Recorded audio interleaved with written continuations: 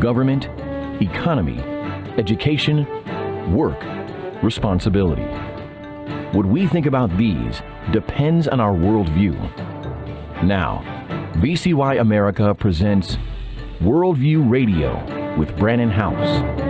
Welcome, glad you're with us. I'm going to be joined today by Itamar Marcus of Palestinian Watch.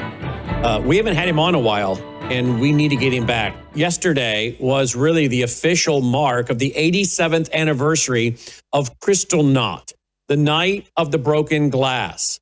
Many say it's the night that the Holocaust officially began.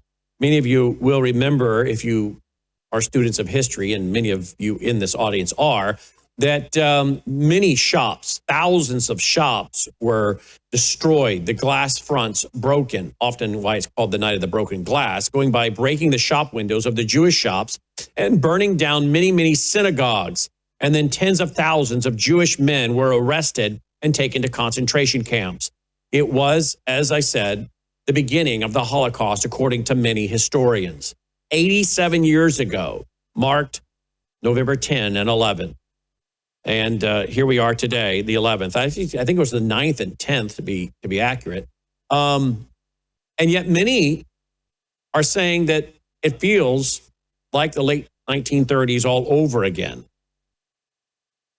In my Worldview report tonight, I quote a man who went through the Holocaust, lost his parents to the concentration camps.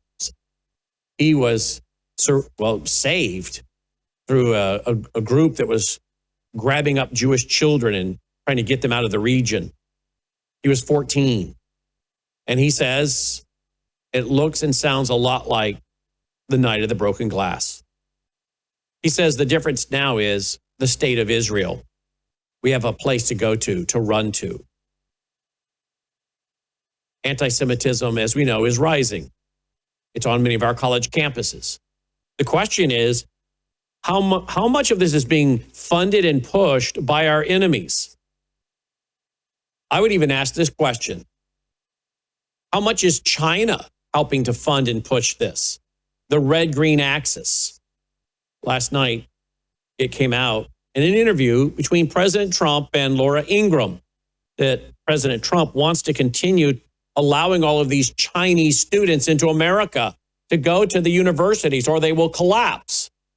When I saw that clip, I was like, well, good. Let them collapse. These are schools of cultural Marxism. Many of these schools promote anti-Semitism. Let the free market take care of this. Let them collapse. And shockingly, Laura Ingraham pushed back and said, exactly, let them. Who cares? Why are we letting in thousands, tens of thousands of Chinese spies in the name of Chinese students? What has happened to this president? Now he's pushing for the 50-year mortgage. It just keeps getting worse and worse. And that's, of course, after yesterday's meeting in the Oval Office with the president of Syria, a man that until a few months ago had a $10 million bounty on his head. And apparently now we have unfrozen $120 billion for his government. Joining me now to discuss this and more, as I said, is Marcus, Mr. Marcus, Itamar Marcus. Sir, welcome back to the broadcast. Thanks for being with us. Hi, thank you very much for inviting me. Great to have you back. What do you make of the opening monologue? Well, I know there's a lot there. I'll just give you the floor to comment on all this. Well, the striking thing, I'll start with, you talked about Kristallnacht, the night when Jewish life in Germany was turned upside down and never was the same again. What was so significant, and the comparison between Kristallnacht and today, is Kristallnacht didn't happen during a war. Jews are being attacked all over the world. Australia, the United States, they've been killed in many countries already. And there's no war going on. It's not like it's part of a combat. Once World War II started, they exterminated the Jews. But this was before, this was during peacetime. And I think that's why we have to be particularly concerned by what we're seeing around the world today.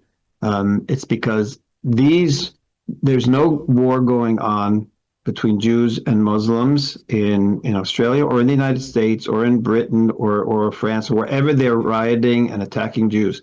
Nothing is happening. And yet these people see Jews as targets.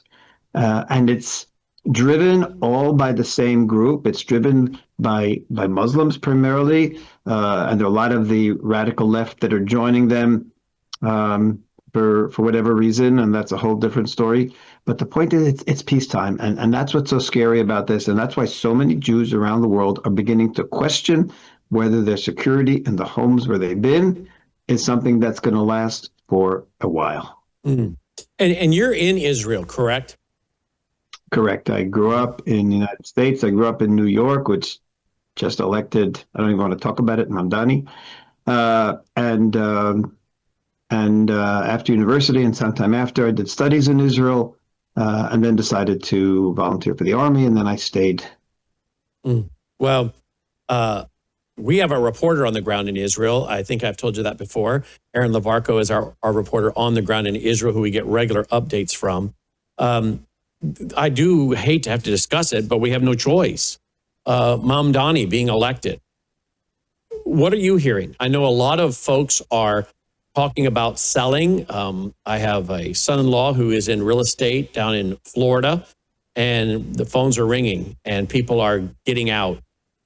How many of them are you hearing are coming to Israel? I mean, I don't know why they don't just do that. I guess they have businesses and they have family and whatnot. I get all that, but the Jewish state has an awful lot to offer them, including seeing the signs and getting out. What do you think the Jewish Americans should be doing that, or do you think that's surrendering?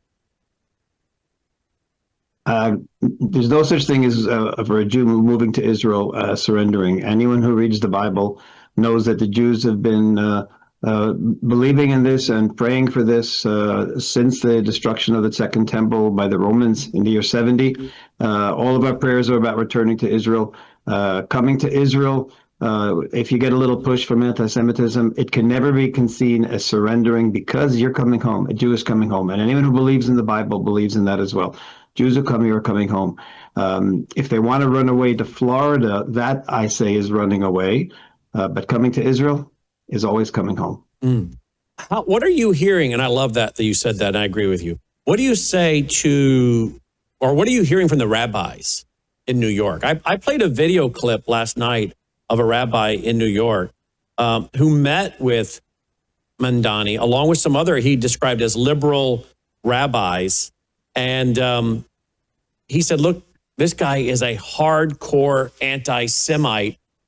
He wants the eradication of the Jewish state. We're hearing that some of his first policies, Itamar, is going to be making sure that all of the city's money is out of anything tied to the Jewish state, whether banking or investments or anything. What are you hearing? Are you hearing anything from the Jewish community out of New York? Any of the rabbis in New York? I'm hearing from every friend I have in New York. I'm hearing the same thing. There's tremendous concern. Look, there are two strikes that he has against him when it comes to being a decent human being. He's a radical Islamist. He interprets Islam in the most radical ways, and he also is a radical socialist. He wants everyone in New York to have the same amount of wealth potentially. If you've worked hard your whole life and you're wealthy, then you obviously, according to his ideology, you obviously had an advantage. You obviously didn't do it fairly. And if you didn't succeed and you didn't work and you're poor, it's obviously because you were oppressed and someone took advantage of you. So since everyone who's wealthy did it under illegal, immoral, or unethical means, and everybody who's poor was taken advantage of by the wealthy, therefore the socialists feel justified. Their ideology justified in taking from those rich who illegally became rich and giving it to the poor, and that is going to be justice. So first of all, every American, every New Yorker, everyone who believes in freedom, who believes in a person's right to work hard and to make something of themselves, has to be scared, because this is a guarantee for the destruction of the city economically. And from the Jewish perspective, that this man refuses to condemn Hamas. He refuses to condemn the expression from the river to the sea, Palestine may be free. He is denying Israel's right to exist is fundamental anti-Semitism. The Jewish people are a Jewish nation. We had a nation in the land of Israel. It's so documented, it can't be denied. And to say that the Jewish people didn't have a right to go back to their land where they are the indigenous people is fundamentally denying the Jewish people the essence of our being. The essence of our being is to be a state and to be a nation and a land. It's like an American. You can say, okay, we'll allow you to be Americans in how should I say this, in South America. You can be Americans in Australia, but you can't be Americans in America. Well, that's it. To tell a Jew you can be a Jew anywhere in the world, but you can't be in Israel, is to take the essence of Judaism out of Jews. And this is what he is trying to do. And of course, that is fundamentally anti-Semitic. So Jews, capitalists, people who believe in free economy, people who believe in freedom, just freedom, they don't see any future for New York if this man starts to implement the policies that he has promised to implement. I'm going to go to a break here in about less than 2 minutes. And then when I come back, I want to play the clip that I played last night by Rabbi Emil Hirsch. Do you know Rabbi Emil Hirsch? I don't know him personally, but I also saw that clip. It was powerful, wasn't it? Important. Very powerful, yes. Very important. Especially because he's coming from the left side of the political arena, and he's coming from and he's the one who's shocked by this, and that's what's so important about this. I wish I had the opportunity to talk to more rabbis from the left, because I'd like to find out what it is they think about us, me, a Christian, evangelical Christian Zionist, who, by the way, did 2 conferences, our national conference in 2018 called Holocaust Horizon, warning about the rise of anti-Semitism. I wonder what many of these rabbis on the left think of us now as evangelicals. Even though we're politically conservative, fiscally conservative, I wonder what they think of us now, particularly when they hear guys like us, like me, continuing to stand up and push back against this. Or you think they're shocked that, hey, wait a minute, these evangelical Christian Zionists, there's more to them than I thought. Or they're like, yeah, well, that's them because they have a Bible prophecy agenda in mind. What do you think? Well, everybody, according to the Bible, everybody has a right to return to God, to return to the right way, to return to the right path. So if for years they were misjudging you and your whole community, that's outrageous. But if they will wake up today and embrace you as friends, then the past is erased. That's what the Bible says. It says the first chapter of Isaiah, your sins will be white. So I hope they do embrace you. I spoke this past week at the Christian Media Conference in Israel. Hundreds of Christian media leaders from around the world were there.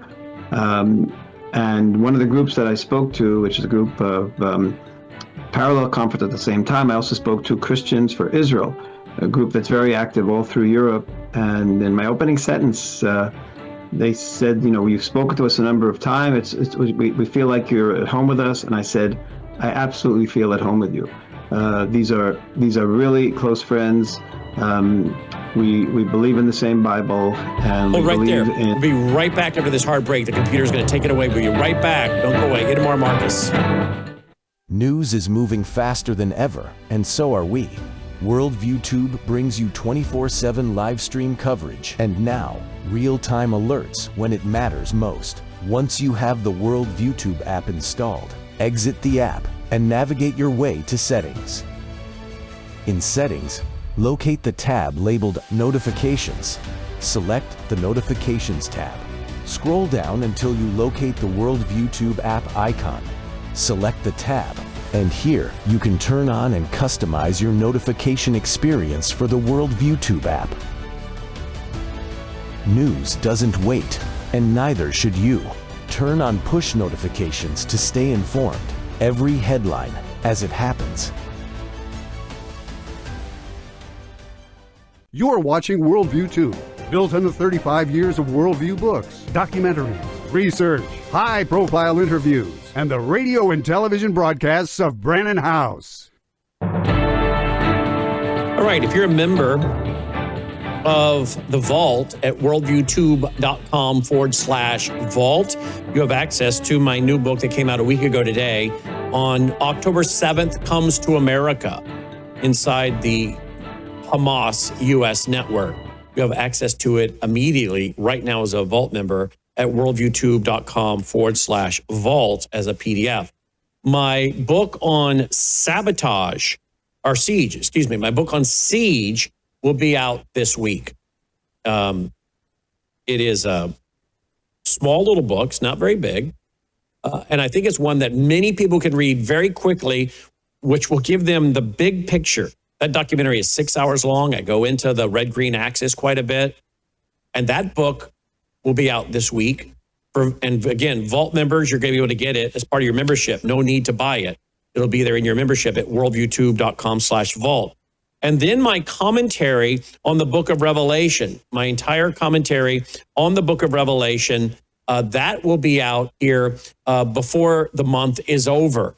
It is not only going to be a book of, a Bible commentary, verse by verse Bible commentary on the book of Revelation, but it will also be a study guide. At the back, there'll be questions. So you can watch all 53 lessons, all 53 hours as I'm teaching through the book of Revelation at lastdaystudy.com, but you'll be able to get the PDF of the commentary and the study notes from the Vault. If you're a Vault member, we'll put that in there too very quickly here. And you can print it out and you can use it in your Bible study, your homeschool group, your Sunday school class, your personal family, devotions, whatever it might be. Again, we're cranking out a lot of content over here that I've been working on for quite some time. And then after that will become my book on sabotage, the documentary on sabotage. I'm releasing a little book on that. That will go into the Vault. Again, you don't need to buy these things. They're automatically going to be under library and then ebooks as Vault members. And the latest book on Hamas is in there now, worldviewtube.com/vault. Very inexpensive. And you get access to 36 years of my radio show, TV show, ebooks, audiobooks, documentaries, and much, much more. worldviewtube.com/vault. Itamar Marcus joins us. He has a website tracking much of this. And if you'd like to visit his website, it is PAL, P-A-L, stands for Palestinian, palwatch.org, palwatch.org. I want to play for you a clip. It's under 3 minutes. It is the Rabbi Emil Hirsch out of New York. He does come from the left, as you heard Itamar mention. He's very articulate. He went in with some other rabbis who said are on the left, and we went in with open hearts and open minds to take the measure of the man. And the environment in the room, he said, went dark very fast. Listen to this warning by this rabbi who is on the left, and yet he's giving a clarion warning, I think, to all of us, because, folks, these Islamists have made it clear. They're coming for the Saturday people, and then they're coming for the Sunday people. I met the mayor-elect in late August, after the primaries. Several prominent and liberal New York City rabbis spent an hour with him. We entered with open hearts and open minds. Most of us had never met the candidate, and we were interested in taking the measure of the man. As the meeting unfolded, our mood steadily darkened, and our fears increased. Zoran Mamdani is an ideologically committed, dogmatic opponent of the Zionist idea.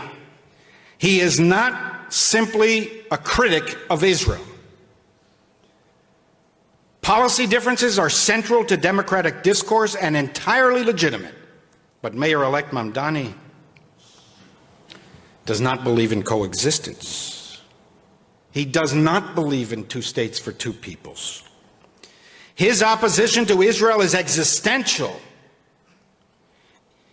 He believes that Israel has no right to exist at all as a Jewish state in any territory. This, of course, is the position of Israel's most implacable foes. It is the ideology of Hamas, Hezbollah, Iran, and their supporters in the West. The reason this talented politician with such impressive verbal skills has been unable to convincingly explain away his support for the refrains globalize the Intifada, free Palestine, from the river to the sea, is that these slogans represent his core beliefs. He doesn't hide it. To the contrary, he's proud of it. The struggle for the Palestinian liberation was at the core of my politics and continues to be, he proclaimed in a 2023 keynote speech to the Democratic Socialists of America. None of this is about coexistence. What most of those who shout globalize the Intifada mean is October 7th. For most of them, free Palestine means October 7th. From the river to the sea means October 7th. And of course, I think an October 7th event is coming to America. We've been warning about that since October 7th, 2023. When we sat at this desk, I did with my various partners that joined me by technology. And we did over 8 hours that weekend, Saturday and Sunday.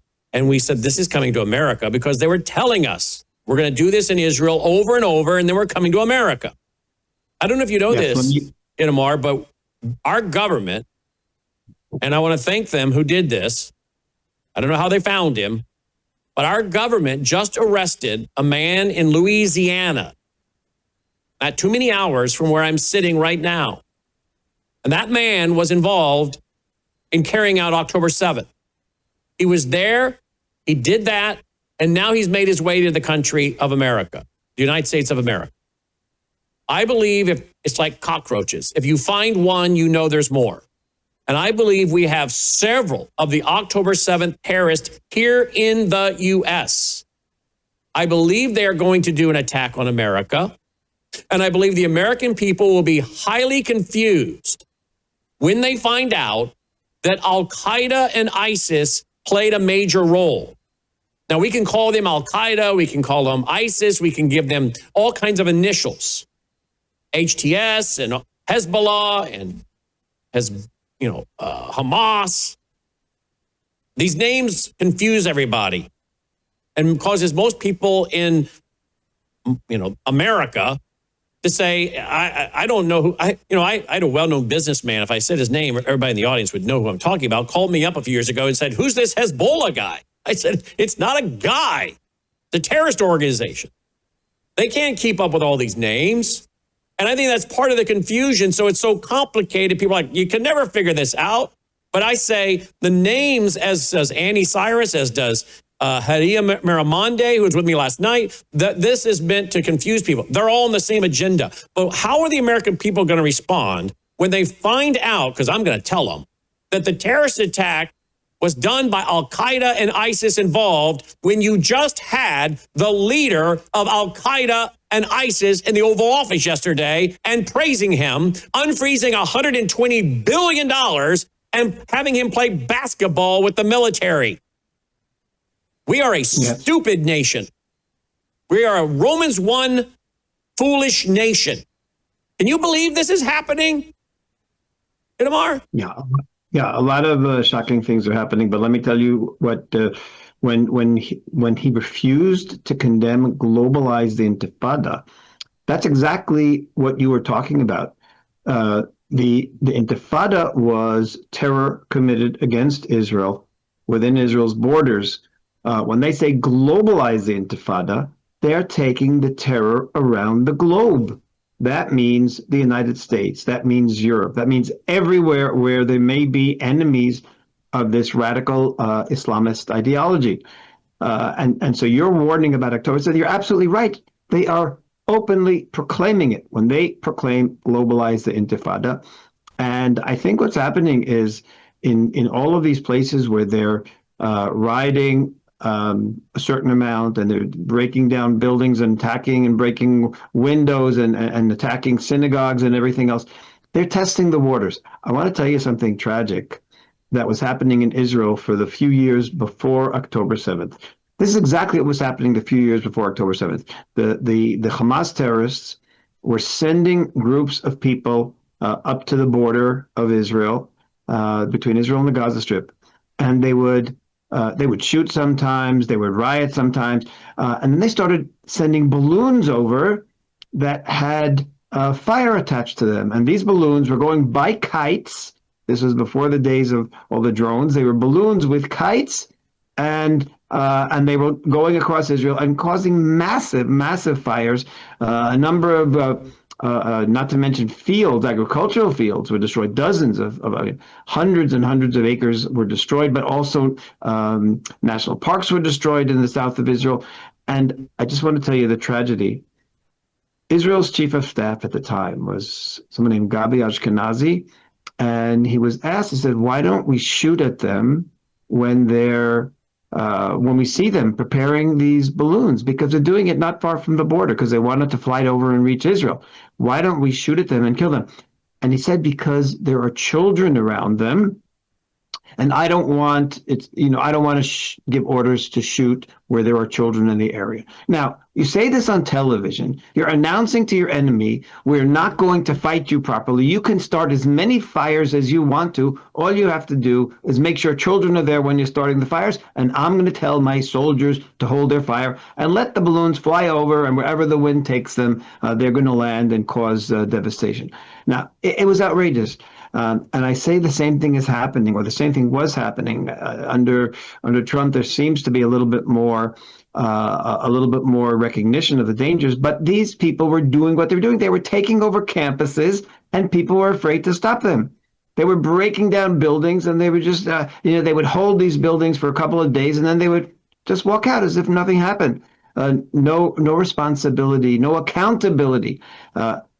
In Gaza, Hamas was not held accountable for all of their terror against Israel. In America, these gangs of radical Muslims and their left-wing radical friends who hate Israel, Jews, and Christian America as well, and American values as well, are not being held accountable. And they're testing the waters, I believe, and I certainly hope nothing anywhere near October 7th happens, but we might have little minor things all over the place, and I will absolutely not be surprised, because, as you said, all the warning signs are there, and when I see the parallels to Israel, it gets me very scared for America.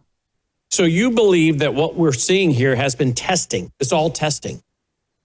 Yeah, they want to see how far they can go before they'd be stopped. I mean, if they would have been stopped, the first campus that they took over, the first campus they set up an encampment, they were all trespassing. They would have been taken away, put in jail like any trespasser around the world is done to.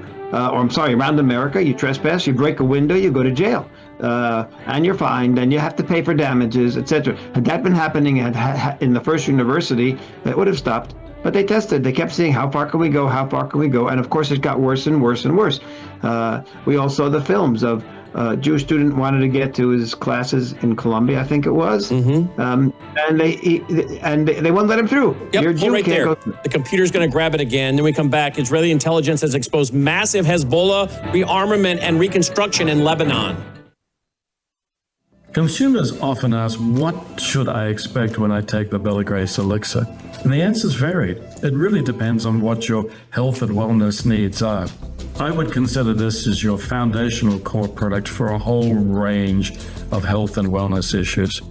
Let me give you a few examples. If you're a little bit older and you have some joint health issues, some problems with mobility and discomfort, the elixir is going to be your best friend. If you have some skin health issues, wrinkles, hydration, aging, all of those elements are going to be benefited from the elixir, including age spots. Now, if you're in a younger demographic, maybe visual health is where you need some assistance. Eye fatigue, dry eyes, all of those are going to be benefited by the elixir. It's a core product because it benefits so many.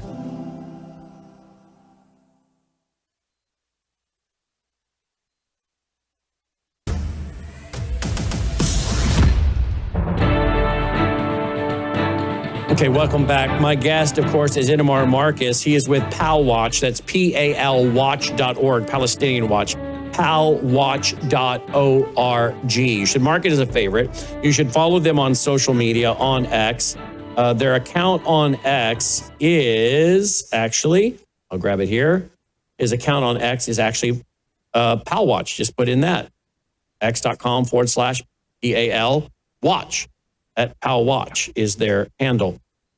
We're talking, I want to talk about several things with Itamar before we run out of time with him today.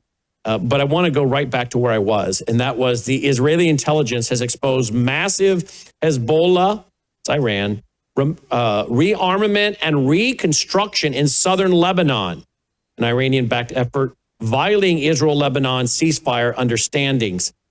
Tell me more about this, Itamar.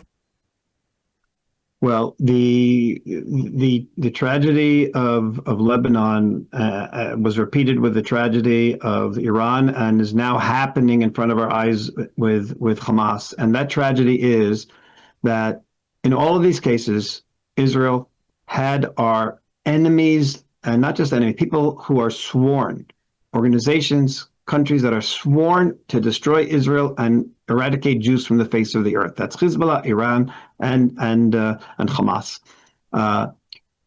Iran, we devastated with our Air Force. We destroyed the air defenses.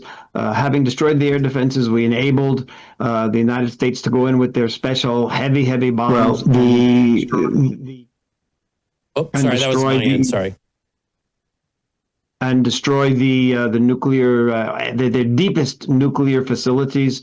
And then as we were going in to do the final push, and possibly really destroy them completely, we were forced to stop by President Trump. Now, Iran is so different than all these other countries, and why would this have been so important? The Iranian people, the Persian people, are very, very friendly with Israel. They're close to many Jews. The relations were very good before the Islamists took over there. We had excellent relations with Iran before Khomeini came in and turned it into the Islamic Republic. So had we just continued, this would have been different than what the United States tried in Iraq, and everyone says it never succeeded. Well, that's because the Iraqi people are who they are. But the Iranian people are different. They want to get rid of, they want to have women who are free and aren't subjugated to these crazy laws of radical Islam. That's what they want. And had we been able to continue, the people could have risen up. They could have taken over. This could have been the end of Iran as a threat to all humanity, and a threat to the United States, and a threat to every value that the United States believes in, freedom, etc. But we didn't. We were stopped. And you were stopped by President Trump. That's what has angered a lot of us. Now, look, I don't want to see us get into a Middle Eastern war. I don't want to see boots on the ground for American citizens. But I have no issue if they want to go over there and work with Israel. I personally would have preferred to see Israel do it on their own so that we don't get drawn in when I know we have terror cells here in the U.S. But if Israel needed some help, I had no issue really at the end of the day with us helping, but I don't want boots on the ground. But if we're going to go do it, why did we not finish and allow the Iranians to free themselves from this regime, which so many of the Iranians want? We get communications to us from Iranians who listen to this broadcast, who thank us for reminding the American people that there are millions and millions of Iranians that don't agree with this Islamic regime. They want liberty and freedom. But we're now hearing that Iran has smuggled $1 billion to Hezbollah this year, despite the sanctions. Now, you know that $1 billion is making it into the U.S. to fund these terror cells, to do this propaganda, to stir up the anti-Semitism in America. And I don't know what role China's playing, but I'm venturing to guess the Marxists are involved in this as well, because they want this chaos in the country.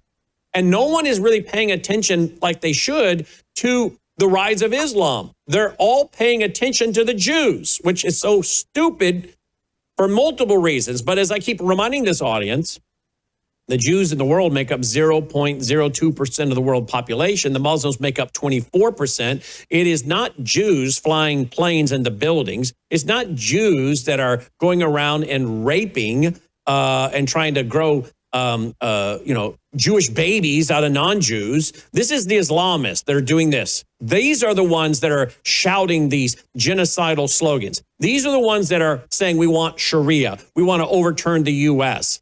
But yet, the average American is now hearing a lot of propaganda about the 0.02% of the world's population, not the 24%. And I don't know what role China and Russia are having in this funding, but I think they are funding some of this. I really do. Not just Iran alone, but $1 billion this year alone goes from Iran to Hezbollah, Itamar. And you know some of that money is coming here into the U.S. to fund these groups. Look, yeah, there's no doubt that, first of all, Russia and China, there have been so many reports about jet fighters that have been already sent since Israel's 12-day war with Iran, jet fighters, helicopters.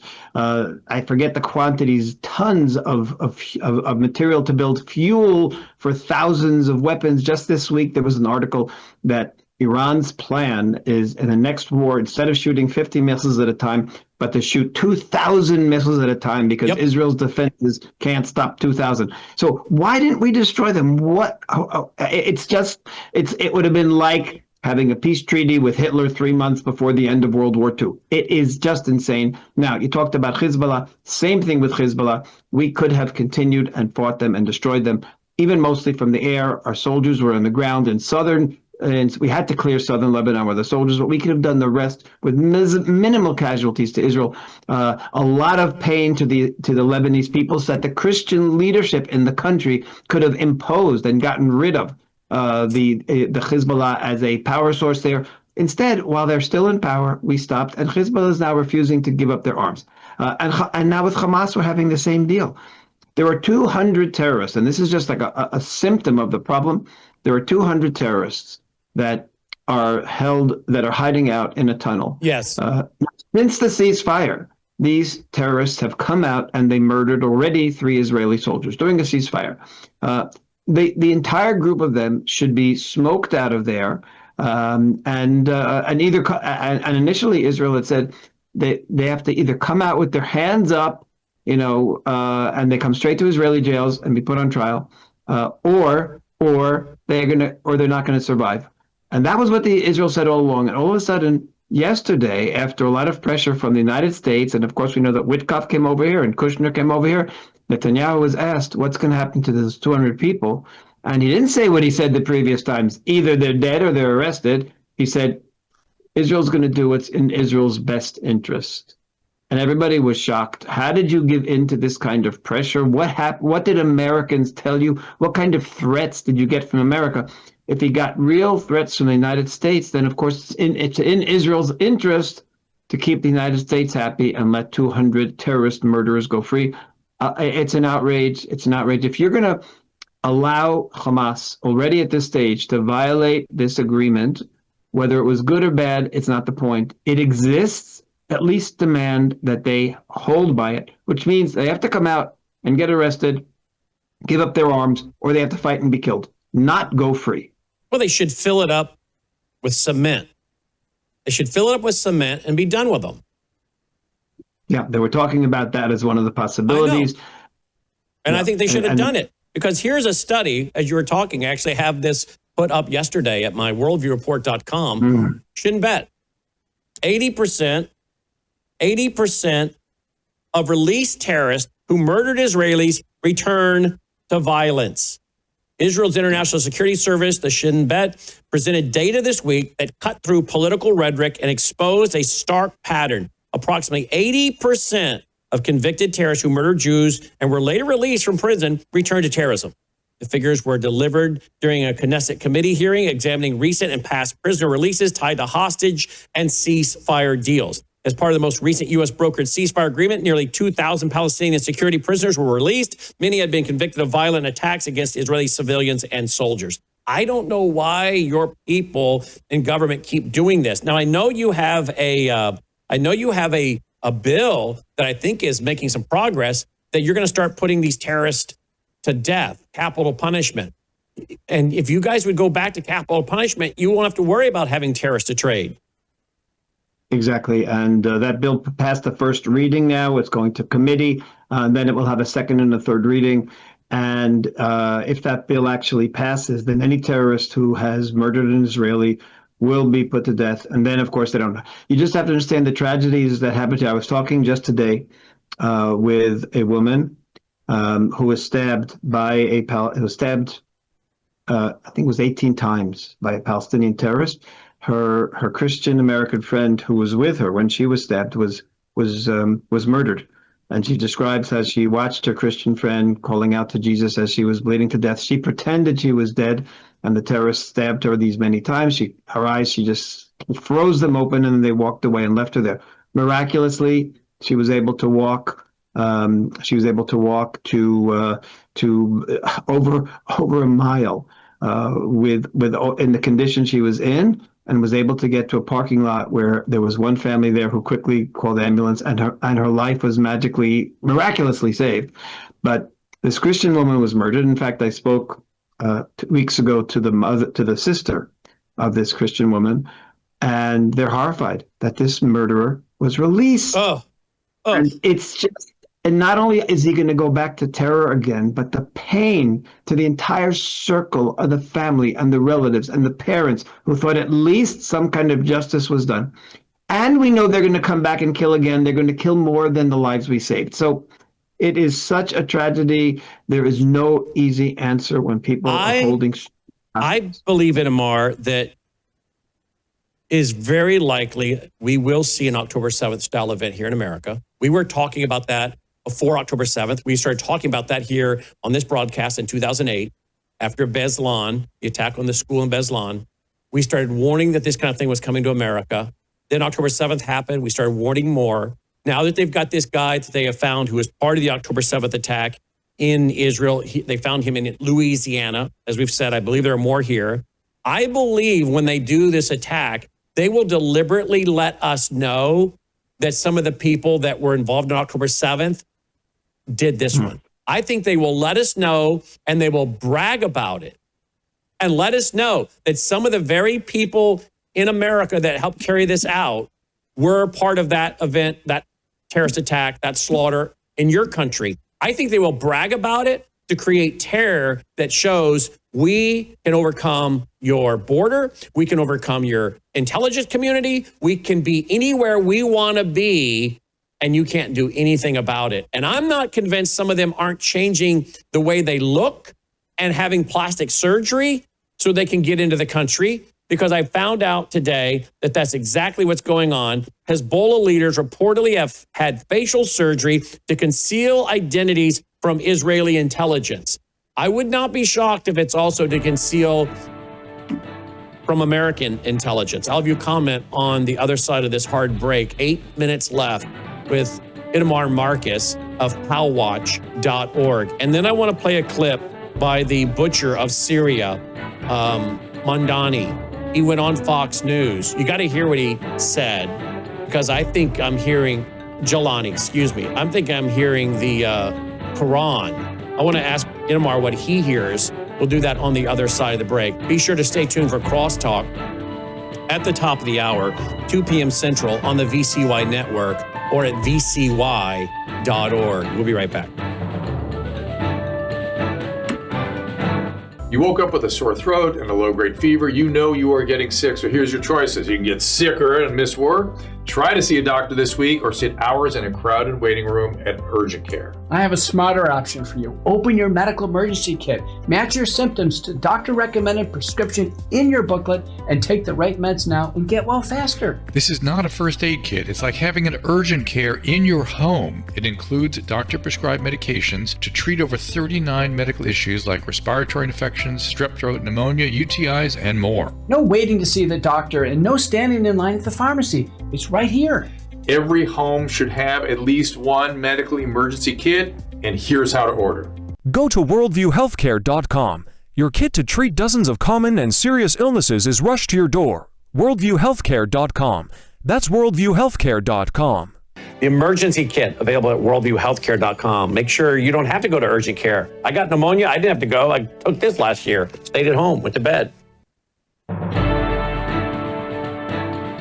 Inamar Marcus of PAL Watch, PAL, stands for Palestinian Watch, palwatch.org.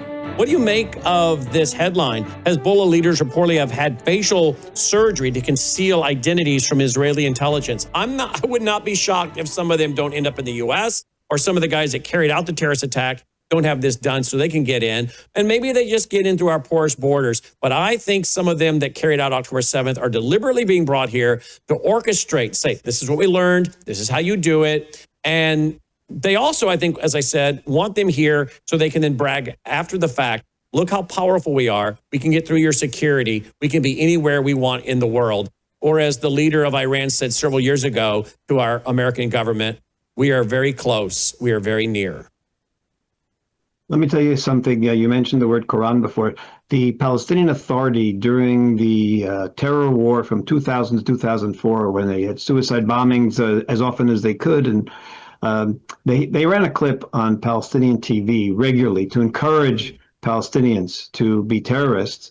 And the clip had a quote from the Quran in the clip, which said you should go out and terrorize them.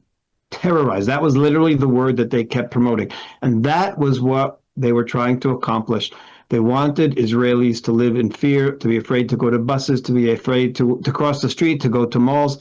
And that's what 9/11 was about. And let's not forget, 9/11 was then repeated in Britain, was repeated in Madrid, was repeated in Bali. It was Madrid, all over the Western world. They were attacked. Now, what was this all about? What was this all about? Well, it was about terrorizing the infidels. And if anyone thinks that those people who were terrorizing Jews, all during the last 2 years, on the college campuses and in the streets and marching and this is around the Western world. Last week at a soccer game with an Israeli team in Britain, and before then there was a Israeli soccer team in Norway. Everywhere, Israelis are going. They're being terrorized. They want to. Part of their goal is not just to kill, but it's to create fear in the entire population. To create fear, and right now, if any American believes that they are not ultimately going to be targeted by these people, let's say, okay, it's only the Jews that they're attacking now. Well, let me tell you, it's not. It's the Jews now, but like you said before, their goal is way, way beyond just the Jewish infidels. It's the Christian infidels as well. Look at what's going on in Nigeria today. Look what's going on in Pakistan. Look what's going on in these countries. I read these stories, and it blows me away that the Christian communities around the world aren't going crazy. There are Christians being massacred daily in these countries. They're being forced to convert to Islam. They're being raped. It's just, the numbers are staggering. And if anyone doesn't know, I would recommend just go to the website of an organization called Gatestone, and you read what's going on to the Christians all through the world. Mm-hmm. And you say, okay, so and you'll say, well, it hasn't happened. You know why it hasn't happened yet in the United States? It hasn't happened yet because in the United States, the numbers are still are against them. The numbers are too small.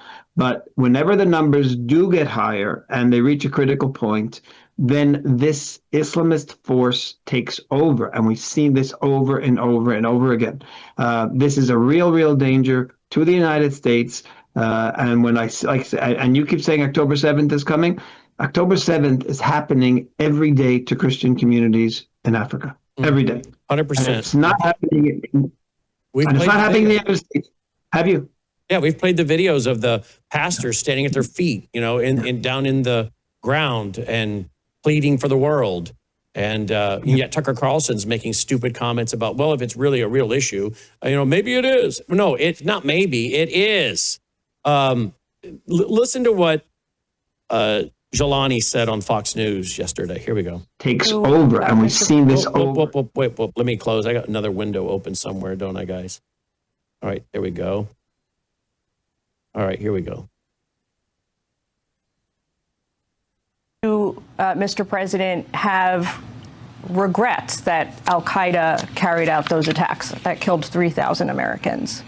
I was only 19 years old, so I was a very young person, and it didn't have any decision-making power at that time. And I don't have anything to do with it. And Al-Qaeda was not present right then in my area. So you're speaking to the wrong person about this subject. We mourn for every civilian that got killed, and we know that people suffer from the war, especially civilians who pay the price, a hefty price for the war. Okay, we mourn for the civilians. What I want to ask Annie Cyrus from my Brandon House broadcast tonight is he parsing words?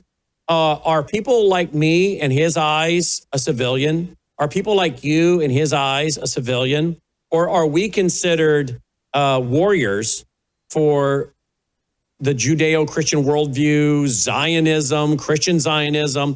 Are we considered civilians? I'm thinking we are not considered civilians. And so when he says we mourn for the civilians, we're sorry for any of the, quote, civilians, end quote, they got caught in there, but we were killing a bunch of infidels who were warriors against Islam. Yes or no? Let me tell you something. I find it even worse than that. He was asked a simple question. Do you regret it? Would you condemn it? And he had one answer that is the correct answer. I was only 19. What do you mean you were only 19? If you were 6 years old, today you should still regret it and condemn it. If you were 2 years old, if you weren't even born yet, and today you're an adult, you should condemn it. And he says, I was only 19. I had nothing to do with it. That's an outrage. And that's because apparently, I mean, I was shocked. I mean, I hadn't heard this until this moment. And I was hoping he was going to say, I condemn. He didn't condemn it. That's what a normal person would do. To say I was only 19, that's very scary. Do you think I'm onto something, though, in regards to the idea of civilians? Do you think he would define you and me as civilians? Notice he wasn't talking about, this is something I have to tell you, Yasser Arafat and Mahmoud Abbas does all the time. When he's asked, will you condemn the terror attack that was done yesterday against Israelis? And he'll say things like, oh, of course, we're against the killing of all civilians, of course, but he never ever says I was against this attack. I was against the killing of these civilians, and that's why to me that was the red. It's a meaningless statement. And ultimately, his refusing to answer it means that he's not condemning what happened then, and not condemning the killing of civilians, and especially when he said against all civilians. He didn't say American civilians. He said all civilians, which means something completely different. And PALWatch.org, PALWatch.org. Itamar Marcus, thank you, sir, for being with us. Thank you, folks, for listening. Stay tuned for Crosstalk. Take care.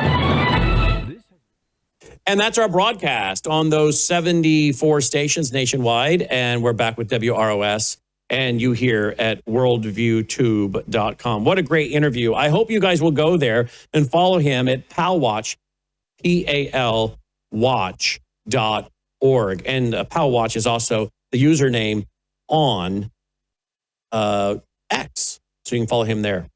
President Trump really is upsetting more and more people continually, it seems. People are openly stating on X what has happened to him. This is not what I voted for. Where is the old Donald Trump?